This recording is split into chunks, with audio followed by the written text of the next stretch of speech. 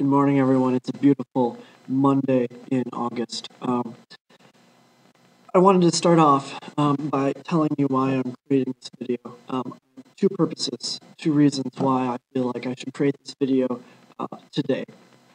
One reason is to thank all of the STAAND members, all of the young people that I was able to work with over the past 3 years. And I also want to send a message out to other young people in Fond du Lac, STAAND members, and potentially beyond. So I'll try to make this short. However, if you know me, I like to explain what I'm saying in maybe more words than I should, and potentially get off track. But it's who I am. So feel free to sit back and enjoy. So I really want to start off by saying thank you. Thank you to all of the STAAND members who I have worked with over the past 3 years. You have shown extreme dedication. We've worked to reduce underage drinking, and I think we've done that successfully. We worked to change the alcohol culture in the community that you grow up in, that you live in, that you learn in, and that's so important for living healthy and safe lives. And even if you feel like you haven't made a difference, you've made a difference in each other. I've seen friendships grow. I've seen aha moments. I've seen adults in our community start to really open their ears and open their eyes to what the young people are saying about the amount of alcohol and peer pressure and the influence that young people have in Fond du Lac because of people like you who are willing to stand up and say, no, it's not okay that there's so much alcohol advertising. You know, that alcohol is acceptable, it's available, it's attractive. And you are a group of young people who are figuring out your lives and standing up and saying, no. And that takes guts. So thank you for allowing me to work with you.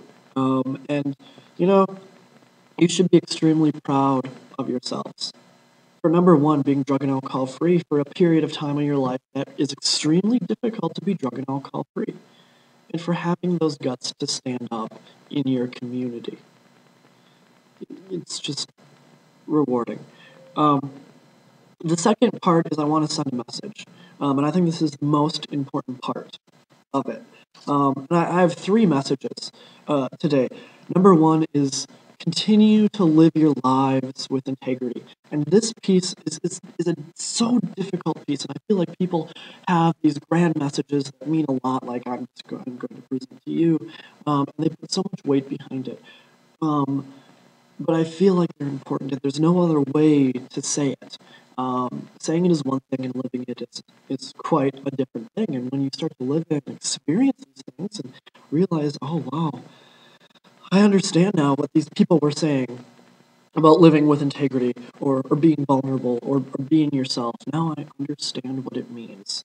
And so I want you to take away these 3 messages today. And first is live with integrity. And so if we look at the word integrity, we pull out the word integer, which means whole.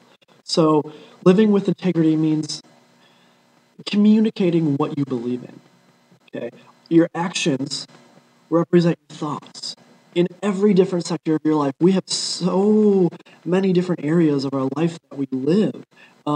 We play roles as brothers and sisters. We play roles as friends, as students, as just strangers in the community, in groups that we're involved in, such as church, such as STAAND.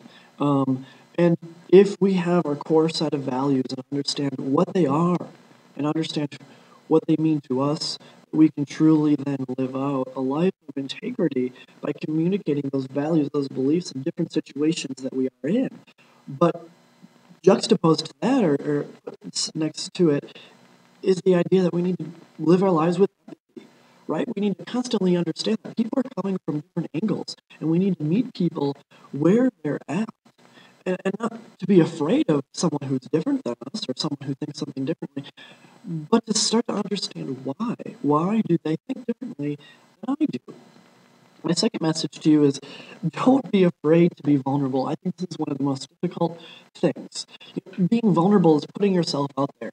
It's sort of going beneath the surface level, right? And it's It's starting to get at things that sometimes we only think inside of our heads, that now we're communicating with people. Okay? Being vulnerable is putting yourself out there for someone or for a group of people, spreading your message. Being vulnerable is super difficult to do, but if we can be more vulnerable and empty ourselves of our beliefs and start to share really what we stand for, we can start to understand that there's so many things that connect us as humans. And that's so true. The last message is be yourself. You know, be yourself, it's two words. But holy cow, is there a lot of meat behind that phrase? Be yourself. Well, what does that mean? Who are you? It means that, quite frankly, first of all, you need a group of friends, family members who can gather around you, rally around you, when sometimes, quite frankly, your life sucks. And there are those people there for you. There's those people who are helping you celebrate your successes along with you. Okay? And quite, being yourself, it's, it's a journey. It's a journey, but we have to begin to take it as individuals. And something that has recently occurred to me is that I'm not the only person on this earth going through difficult time in my life. Everyone around me is going through a difficult time in their life, but that means something different to everybody, and that's what makes everyone so special. So now that I see that I've gone about 6 minutes, my hope in learning from STAAND members, learning from drug-free communities over the past 3 years, and this is truly my hope and what I wish for the world, and where I will continue my areas of work, because quite frankly, my life there's a lot changing in it as I head to Nicaragua in a few days. But I just hope more young people will feel comfortable to stand up, to be activists in their community. And if something is not right, something is wrong, and a young person